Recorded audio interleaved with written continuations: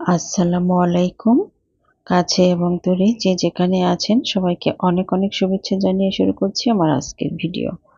আজকে রান্না করব ক্যারামেল পায়েস।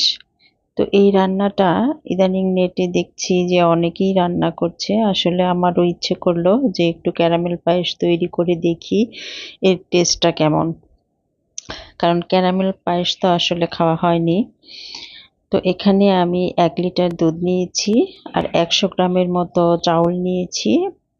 চাউলগুলো আমি আগে থেকে ধুয়ে ভিজিয়ে রেখেছিলাম। অনেকটাই নরম হয়ে গিয়েছে ভিজিয়ে রাখার জন্য। তো পায়েস রান্না করতে গেলে চাউলটা একটু আগে থেকে ভিজিয়ে রাখলে সেদ্ধ হতে বেশিক্ষণ সময় লাগে না, অল্প সময়ের মধ্যেই পায়েসটা সেদ্ধ হয়ে যায়। তো 1 লিটার দুধের মধ্যে আমি 100 গ্রাম চাউল আর এলাচ, দারচিনি, তেজপাতা আর সামান্য একটু লবণ দিয়ে ভালো করে সেদ্ধ করে নেব। আর দিচ্ছি অল্প একটু গুঁড়া দুধ। গুঁড়া দুধ দিলে কিন্তু যেকোনো মিষ্টি খাবারের টেস্টটা বেড়ে যায়। ভালো করে দুধটা মিশিয়ে নিচ্ছি যেন দলা পেকে না থাকে, কারণ গরম দুধের মধ্যে দিয়েছি তো একটু নেড়েচেড়ে মিশিয়ে নিতে হবে। আর দিচ্ছি স্বাদ মতো চিনি। আপনারা চিনি বেশি খেতে চাইলে একটু পরিমাণে বাড়িয়ে দিবেন। অনেকে মিষ্টি কম খায়, সেক্ষেত্রে একটু মিষ্টির পরিমাণটা কমিয়ে দিতে পারেন, এটা যার যার স্বাদ অনুযায়ী।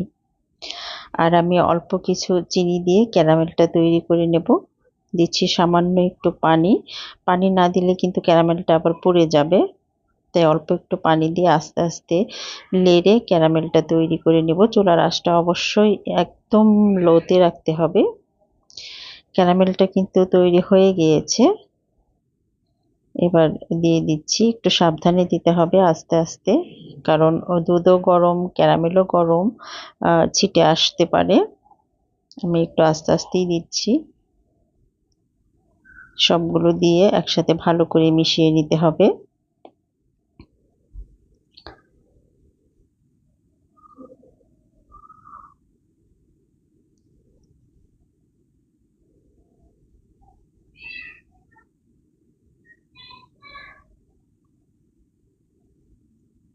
ভালো করে মিশিয়ে নিয়েছি। এবার কিন্তু রান্নাটা একদম কমপ্লিট হয়ে গিয়েছে। দেখতে কিন্তু একদম মনে হচ্ছে যে গুড়ের পায়েস। আসলে কিন্তু গুড়ের পায়েস নয়, এটা ক্যারামেল পায়েস। খেতে কিন্তু টেস্টটা একটু ডিফারেন্ট ছিল। সাধারণ যে চিনি দিয়ে বা গুড় দিয়ে রান্না করলে পায়েসটা খেতে যে টেস্ট আসে, এটার টেস্টটা একটু অন্যরকম ছিল। তো সবাই ভালো থাকবেন, সুস্থ থাকবেন।